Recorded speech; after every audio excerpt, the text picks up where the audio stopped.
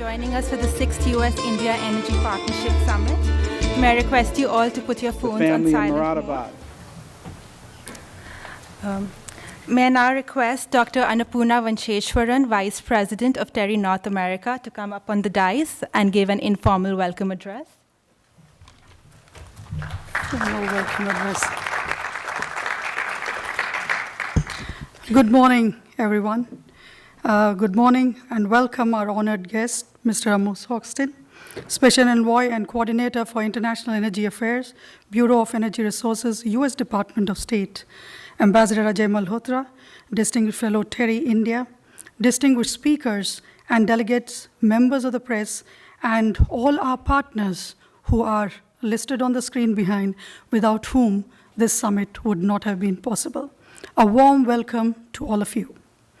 A little more of a quarter of a century back, and precisely on 10th September 1990, TERI India formally launched TERI North America. This was in the presence of many distinguished guests that included then Senator Al Gore, Senator Charles Percy, Mr. Gus Speth, then President of the World Resources Institute, India's Ambassador, Mr. Abid Hussain, and many other distinguished personalities. The vision and purpose of setting up TERI North America were twofold.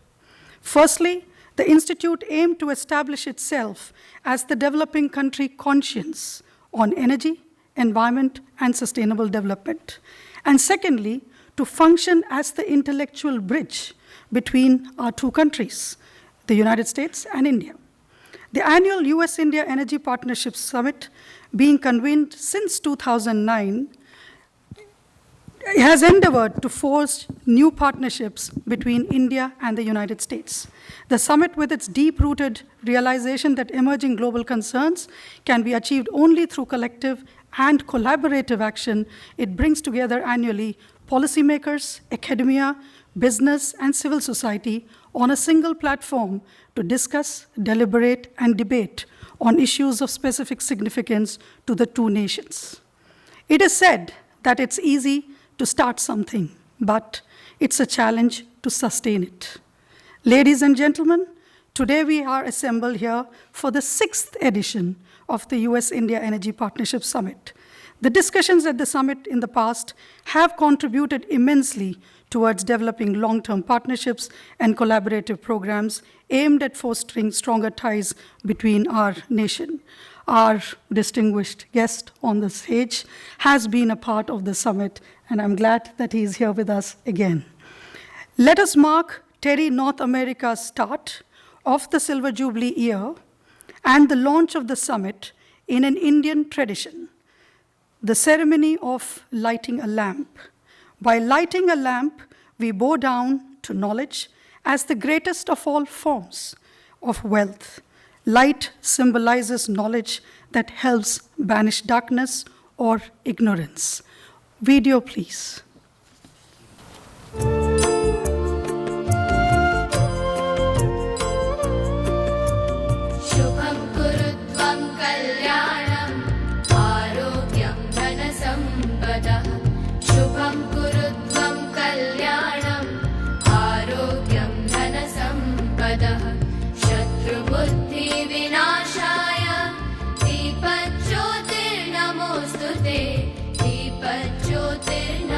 May I request our guests of honor and Ambassador Ajai Malhotra to light the 21st century lamp, the solar torch.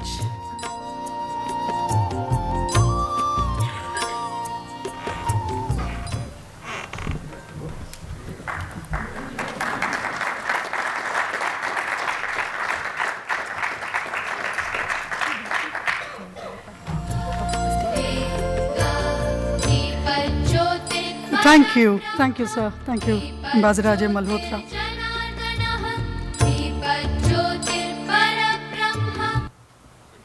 Thank you. Continuing with our mission, TERI North America has launched the Young Sustainability Leaders Fellowship to sensitize the future decision makers. Let me see if this works. about the concerns and challenges developing countries face in addressing environmental issues. The Young Sustainability Leadership Fellowship provides American students an opportunity to study environmental issues in India, making them more aware of the challenges faced in the developing world. We currently have a PhD student from the Arizona State University with us in TERI, India. She completes her fellowship in New Delhi this month. This first fellowship, supported by the generous and valuable grant from the Rockefeller Foundation, is in memory of Dr. David Gerard, a global leader in the field of energy, technology, science, and policy. Dr. Gerard was a source of constant inspiration and a model of intellectual enthusiasm, unbounded optimism, and positive energy. He also has a deep connection with India and with TERI. He is no more with us, but he has been part and parcel of the summit. With this, may I welcome all our guests here today once again and invite Ambassador Ajai Malhotra, Distinguished Fellow TERI India, to set the theme for the day. Thank you.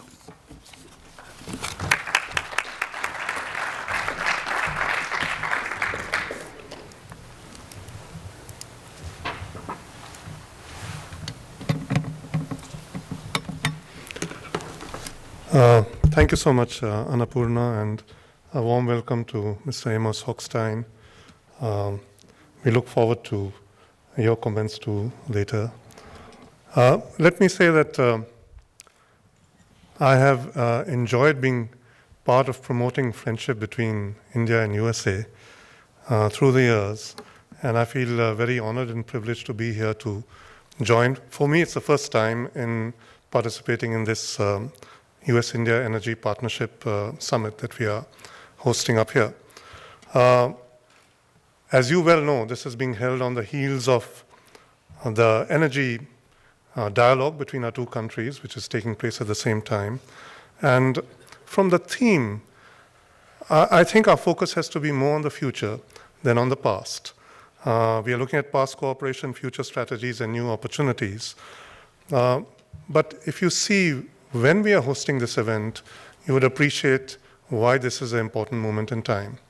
We will shortly have the SDGs adopted, the Sustainable Development Goals, at the UN in New York, at the summit that will be held there. Our Prime Minister will be coming here, Mr. Narendra Modi, shortly, and also visiting the West Coast, where I think there will be more opportunities to take up issues relating to energy and sustainable development. And we are also heading fairly soon towards the 21st COP in Paris. So I think it is perhaps a very, very good moment for us to try and sit and see what we can do together as countries, particularly as business, and what we can contribute to the process. If you look at the past, there's much out there, and since you're all specialists, I will not go into the details. Certainly, one can recall our cooperation on the Tarapur power plant in 1969, and PACER, etc. Many of you are initiators of those processes, and it would be, I think, superfluous for me to amplify on them. But I think there's a few facts that need to be brought out again because it would help explain where India is coming from. It is well known that we are the second most populous nation. We are one of the top 5 energy consuming nations. But at the same time, our per capita energy consumption is about 1/3 of the world average. And this is an important point to understand, particularly since a large majority of the Indian population lacks access to clean and modern forms of energy. I recall when I was posted here in the late 90s, and we used to promote investment into India. And we were talking then of $500 billion. It seemed like a huge sum of amount that India needed, etc. And there were 3 things that one used to highlight at that stage. I used to summarize it to my friends. India is a hot country and we need ice. And people are, what do you mean by ice? Ice means infrastructure, investment in infrastructure, in communications, and in energy. I feel very happy every time I fly out from India and see how our infrastructure has improved and is improving. If you see our Delhi airport, Now, with great pride, we say it is the number one amongst, as assessed by consumers in the 25 to 40 million passenger category. We have changed Mumbai, Chennai, Hyderabad, etc., but there's much more to be done. If you look at communications, and here it crosses over, I think there's also the road communications, not merely airports and ports, there's also roads, and telecom. In telecom, in that form, we have really taken off, I think, in terms of pricing. It is much more attractive to make phone calls when you're in India than anywhere else in the world, in my opinion. I notice it every time I come here and I get even a call from back home. There goes, it might be 50 cents in US money, but for me that's 30 rupees. And you feel, what? I just took a 10-second call. So there have been very nice changes that have taken place. And what remains, I think, really is energy. We need to do a lot more up there. The possibilities are huge. And we need to try and see how we can build on them. Again, energy. If you look at the CE of the ICE also, it's clean energy. That's what we need. India does not want to go down that path of development, which unwittingly the developed world had gone through in the 1750s in the process of the Industrial Revolution and thereafter. We certainly have no intention of doing that. And if anyone can help us move along towards cleaner and low carbon growth pathways, that would certainly be the right direction for India to go. So having said that, I would like to mention what are our overriding priorities. Up here for India, there's no doubt about it. Our overriding priority has to be development, has to be poverty eradication. Very often you hear about how we need to leave things for future generations. We are completely committed to that. And yet at the same time, we do feel that you cannot only talk of rights of future generations when you have people in the present generation who are living in a situation which is really quite unfortunate, where they really have no access to anything at all, forget about energy. I'm talking here of the 400 million plus poor, and especially the urban poor, and this is becoming a bigger issue as time progresses and urbanization increases the stress on cities in India. So we need to bear in mind. In fact, I would even go so far as saying there's something maybe even a bit phony in saying that I'm concerned about generations that are yet to come, but I don't give a damn about people who are alive and living up here, who we are related to in many senses as human beings, and who are suffering, and I really don't care about them. But theoretically, I like all the stuff that lies ahead for future generations. We would also love to give greater attention to future generations, have absolutely no doubt about that. So having said that, I would like to point out that India, as it is one of the most disaster-prone and vulnerable countries. And when you add to it these sort of requirements that are there and the stresses that are coming as a result of urbanization, you would appreciate the nature of the problem that we have. Most of the food insecure are in South Asia, many in India. We have over 400 million people who are poor and undernourished. I'm mentioning this because when we talk of the need to reduce greenhouse gas emissions, to limit climate change, and we talk of switching from particular fuels to others, from conventional fossil fuels to others, to low or renewable energy, carbon energy sources, then we have to appreciate all these issues as we go along. One is certainly switching from conventional to new and renewable, or low or renewable. Secondly, energy conservation, more efficient energy use. If you see India, we are doing all of this already.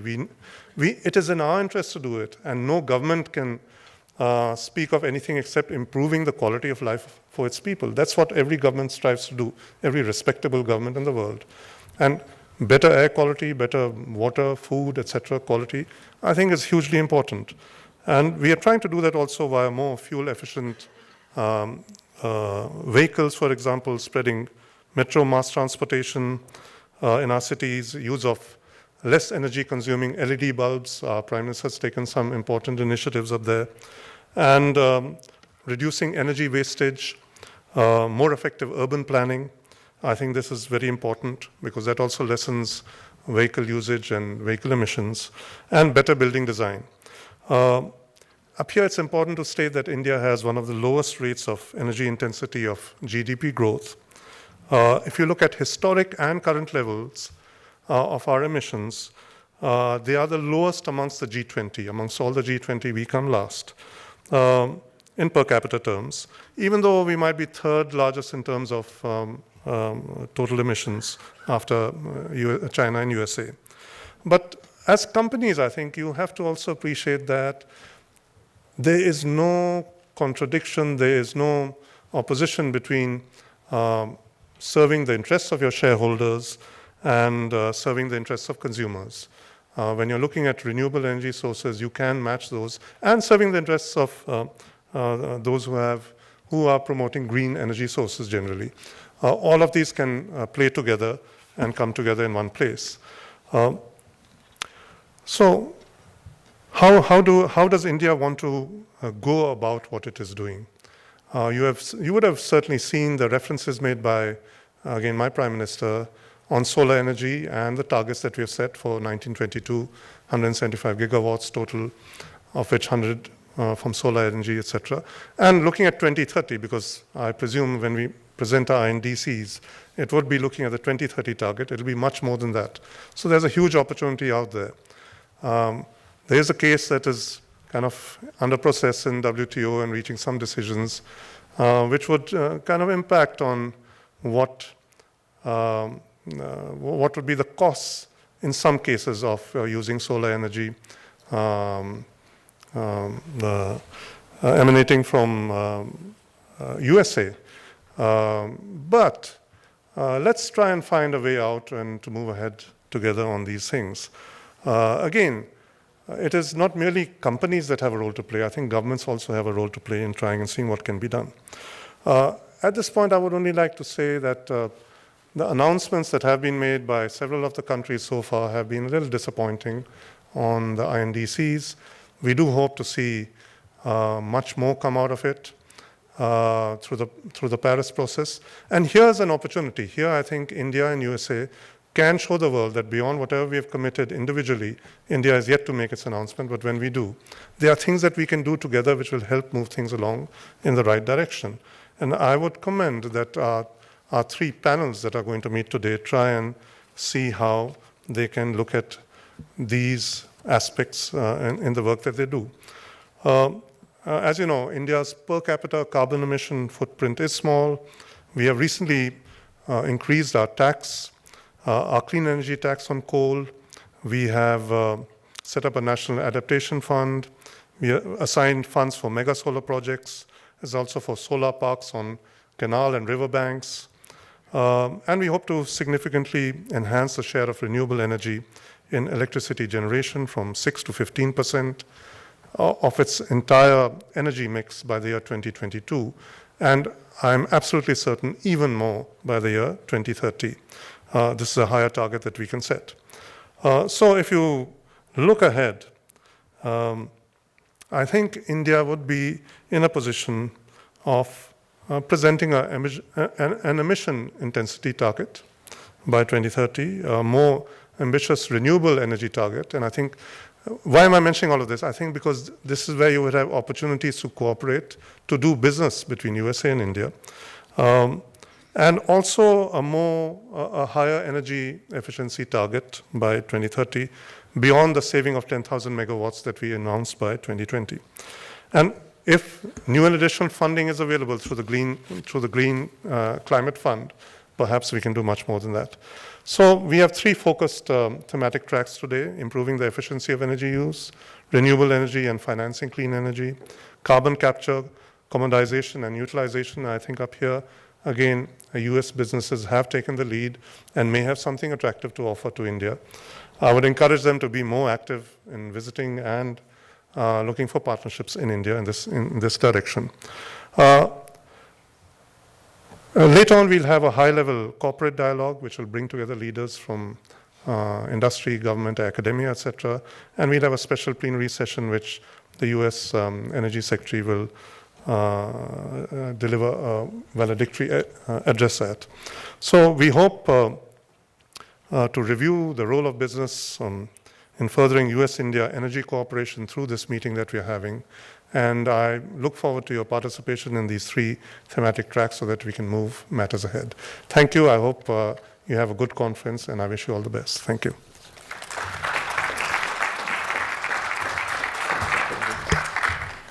May I request our guest of honor, Mr. Amos Hochstein, to make his special address.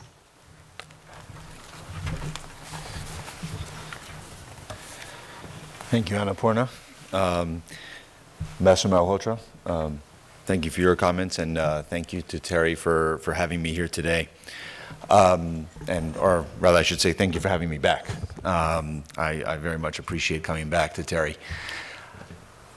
I think this is a critical opportunity for us to have these kinds of conversations, especially as I'll be going from here to the energy dialogue, as Ambassador Malhotra mentioned earlier, so that we can have this kind of, to accelerate the conversation and strengthen the conversation that India and the United States is having on the topic of how do we cooperate better on this.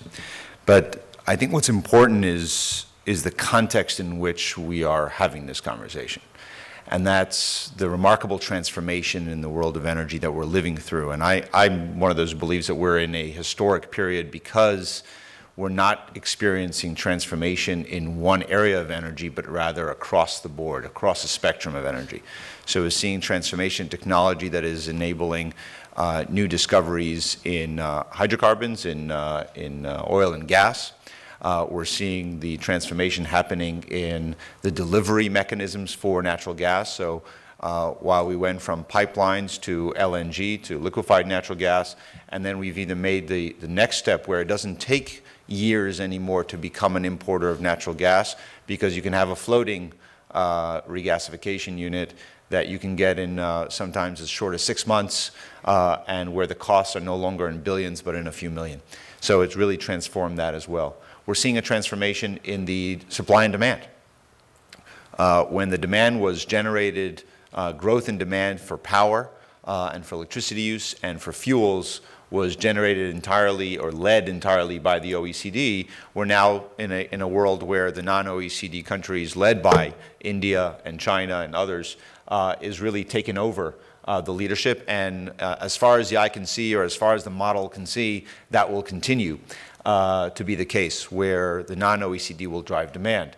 So as we're seeing the democratization of production, we're also seeing a shift in the demand side. But what's remarkable is that it's not only happening there, even though that's where the most of the headlines are. The headlines scream every day about oil prices and gas prices. What they should be writing about is solar prices and wind prices and advances in geothermal technology, and the fact that that's where real transformation is happening. Unfortunately, those are not the headlines in the mainstream press, but I think they're just as impressive as the 60% drop in oil prices is the massive drop in cost of renewable energy. So we're seeing this kind of transformation that's going to allow us to really make that transition more clear of how we move into a low-carbon energy future, where I think that just a few years ago, people scoffed at the idea. Today, it's no longer a bunch of people sitting in rooms like this or in technology centers in California and India. It's far more clear what that pathway is. If you talk about a transition and utilizing this transformation to a low-carbon energy future, I believe that India is ideally suited to lead this energy transformation and this process. But it has to be about, not just about what's behind the actual greenhouse gas emissions and looking at this as a low-carbon emissions and energy future, but rather about access, about how do you create transformation in a society? How do you create transformation in a country when you can look at both the grid, the on-grid, and the off-grid? I think, as Ambassador Malhotra mentioned, we have to look at this at the broad spectrum of the entire, of all things that look at energy when it comes to India. Because the size and diversity of India requires us to look at the full range of options. You can't just look at how do I bring on more power. You have to look at, if I'm going to bring on more power? How do I deal with the grid? How do I strengthen the grid? If I'm going to try to look at how do I bring on more power and access, how do I make sure that those who are off the grid have the same opportunities as those who are on the grid? And how do I make sure that I'm not using last century's technology in order to address these kinds of problems? And a lot of this, I believe, the reason I think that India is so interesting is first because there's so much innovation happening in India, because of the size.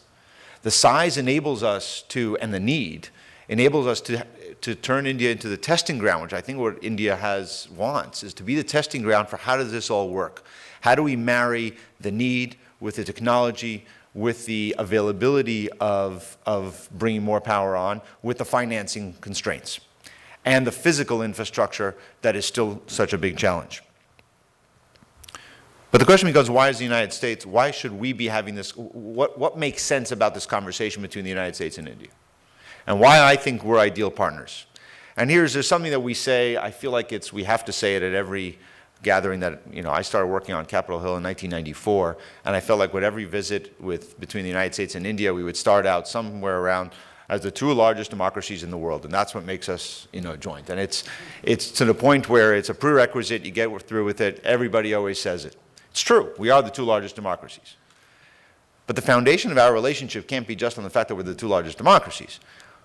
I think if you look at energy, that's where it starts actually meaning something beyond just two democracies, because two democracies could be the reason why we can't work together. Because our bureaucracies, we don't get to make edicts at the top. You got to have the private sector involved. You got to have the banks involved. It's a lot harder. But what makes it actually ideal for us to work together is that we face similar things. We both have to be an all of the above option. We can't be about one thing.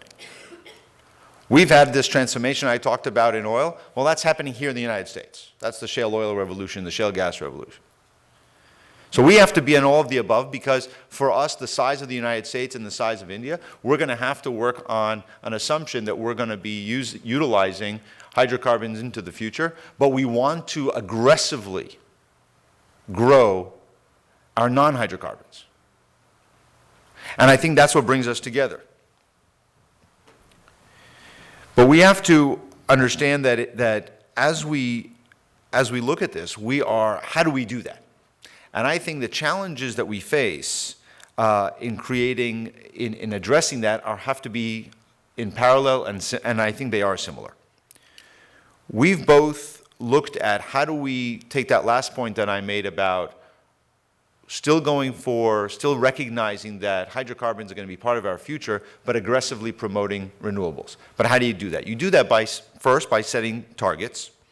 President Obama announced that a share of renewables beyond hydropower is going to reach 20% of the U.S. electricity generation mix by 2030. Prime Minister Modi announced that 175 gigawatts of renewable energy in India by 2022. And he increased India's solar target from 20 gigawatts to 100 gigawatts. And that includes, I believe, 40 gigawatts of rooftop. So these are very aggressive challenges or targets for both. But another similarity, as I said earlier, is that we're two democracies. And what does that mean? We're federal systems. We have states and we have the federal government, and that means that not everything can be borne and shouldered by the federal government. This has to be something where we understand what has to be done by the states and what has to be done by the federal government. I think that's a challenge that we face here in the U.S., and if you followed our politics recently about rulemaking in Washington and reaction by the states, you can see that there is a full menu of options of how to react to a federal action, from lawsuits to acceptance. So there is that need to have that interplay. We can set the goals, and what we could do is use regulation in order to be able to encourage and incentivize the states to do that. India, too, is facing an issue where how do you implement the lofty goals that are coming out of Delhi? It has to be done by the states. There has to be a strong role for the states to play. And I think that what we're trying to do is look at some of the things that we've done in the United States, understand what they are, what made it work, and what didn't. But let me give you a couple of examples, something that occupies my mind, that bothers me. If you look at the United States, the Bloomberg New Energy Finance estimates that about $98 billion was invested in 2014 in U.S. new and renewable energy investments, right? $98 billion in 2014. They make a projection that for 2015 it's going to be over $100 billion. That's 2 years, $200 billion. And that allowed us to reach a historic level. So in 2015, our deployments in the United States will reach historic highs of 19 gigawatts of new renewable energy coming online. That's more than 10% of the global clean electricity deployments for the year, according to BNEF. That's remarkable. More than that, in 2015, for the first time, solar projects are contributing about as much as wind power. So we're seeing these transformations, again, technology getting cheaper, more utilization, more investments, that we're seeing this grow. Now, as we talk about India and trying to get these dramatic goals that Prime Minister Modi has set, these very laudable, dramatic goals, one of the key components of it is getting to finance these projects. And again, we have $100+ billion invested to add 19 gigawatts of new renewable energy in the United States. And just to note that, as we said before, when you have renewable energy, when you're investing in the renewable energy itself, you have to invest in the infrastructure that's going to support it. And I think we're spending about $450 billion last year on the infrastructure side in order to be able to bring on that investment. But that's not enough, because 19 gigawatts is 19% of the current non-hydro renewable generation capacity installed in the United States. It's only 19%. And it's only about 9.5% of our roughly 200 megawatts of renewable capacity, including hydro. And it's only about 1.6% of current total installed generation capacity from all fuels. So we're very proud, and numbers are always, you can manipulate them any way you want in statistics. So I can say we're doing fantastic. But once you say that it's only 1.6% of the current total installed generation capacity, you realize how big that mountain is that we have to climb and how far we still must go. Now, I think if we turn it back to India, I think the most important thing for us to work on together is understanding that we have to do the full spectrum of things. We have to get the investment in the renewable energy itself. We have to figure out what the financing mechanisms are, what the role of the federal, what the role of the state, and what the role of the private sector is in doing that. And I can tell you at the 30,000-foot level, the role of the government has to be very simple, is to put in place whatever is necessary to incentivize and encourage the private sector to come in and do it. The government does not have enough money to do it and will not have enough money to do it. We don't have enough money to do it. But what we do have the ability to do is to create the infrastructure, to create the financial instruments that will enable and incentivize the private sector and the private banks to come in. And if you think again that $100 billion in the United States gave us 19 gigawatts, and we're looking at 100 gigawatts in India, we got a lot of work to do. So what we announced last year, or this past year in February, when I was in India for the Reinvest conference, and Minister Goyal and I announced that we were going to have a government-to-government channel, a task force, that was going to look specifically at the finance. And we're going to have more conversation today about how to move that forward. And I think we've spent the last 8-9 months in conversations with our teams to understand, to figure out, let's identify what are the barriers to finance, how do we address them, and what are the ideas of what we can do together. What can the United States do? After all, we can't fund India either. We can barely fund ourselves. If you think about the expiration of the tax credits for renewable energy in the United States, it's looming, and we have yet to extend them. So it's not about what kind of money we can give. It's about, that will be meaningful. It's about what can we do as far as ideas, and figuring out what brings that game changer to allow all that money that's sitting on the sidelines in the financial industry to be able to feel confident enough by Indian government actions to come in. And that's where I think the biggest advantage to our relationship can be. To share what we've done wrong, what hasn't worked in the United States, no point in repeating our mistakes. What has gone right, what is adaptable between the United States and India, and how to put a laser focus on getting that there. Because since the announcement of the goals by the Prime Minister and by Minister Goyal, we need a lot more. We have to transition from discussing and selling the matter to getting to the point where we can actually show that we're bringing online more gigawatts that were not already scheduled to come online by inertia and by investment, but rather make that dramatic jump so that it's not the gradual growth, but it's the exponential growth. As I said, for all the reasons I said before, the United States, I think, is the absolutely right partner for India because we understand and we've gone through and we are going through many of the challenges that India must face. We're not going through some of the other challenges. We don't have the same expertise with addressing the off-grid 450 million people who are not connected to the grid. But what we do have is in the investment and innovation in new technologies that can be utilized to address that challenge.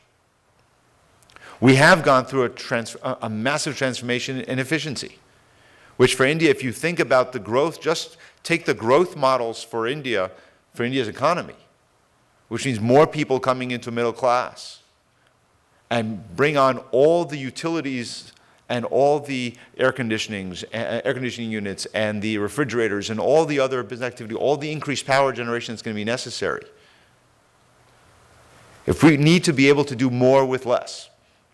So for all these different things, I think that we are in a great place to take this relationship forward, to take the task force that has focused on backroom discussions on how to identify the problem and figure out solutions, to launching some projects that are real cooperative projects, so that when we come back to reinvest in February in India, when we come back to TERI next year, we can start talking about, here are the projects that we've done, here are the things that we're putting in place that are real, that are generating real cooperation and generating real exponential growth and clear path for why the private sector should invest in renewable energy in India, and how the financing of the infrastructure, of the underlying infrastructure, is already in place in India, so it's clear that as we bring on more generation capacity, we actually have the infrastructure and the grid to be able to support it. So I'm excited about these opportunities. I think that as the strengthening that we've seen in the bilateral relationship over the last couple of years between our two countries now expands from the political to the sectoral, and specifically in energy, I think we have a lot to give each other. I think we have a lot to learn from each other. And I hope this conference is once again a conference that leads to generating new ideas in helping us all get there, because this is not about governments, it's about the private sector. Thank you very much.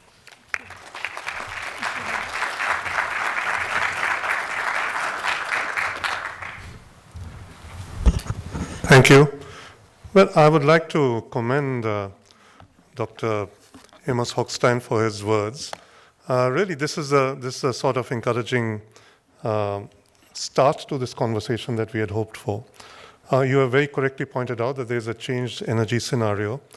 And given, as you very rightly said, the strong political relationship between our two countries, this is really one field that we need to move ahead. The massive drop in the cost of renewable energy, the declining cost of solar cells, etc., we cannot afford to miss this moment. And I think really anything, even from the side of the government of India, that I'm no longer with the government, but still, if anything that we can do to help move that process along, we'd be happy to do so. You made two very important points. I don't want to just make a thank you, which is pro forma. So I will comment, because I like those points so much, so I will make two little points up there. One is that in the long run, I'm applying them to India, that in the long run, some of these low carbon development options will prove less costly for India and could offer new economic opportunities to companies both in India and in USA. We need to help move them along, and as you correctly said, we need to facilitate and create the right atmosphere, find the requisite instruments to help moving along the sort of climate financing that is very, very important. One last point I'd add, which derives from that and which is relevant to the points that I was making before, that low carbon growth pathways are consistent with inclusive growth. Our studies carried out have shown that we can help also our marginalized people in improving their lot by going in for low carbon growth pathways. So this is hugely important.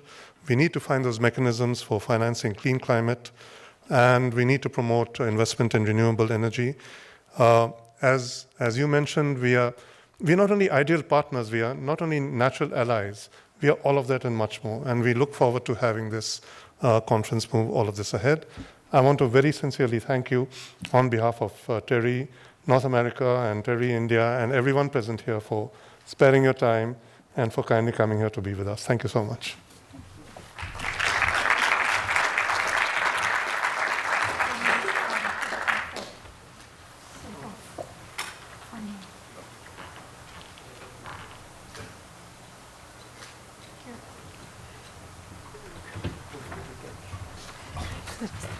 Yes.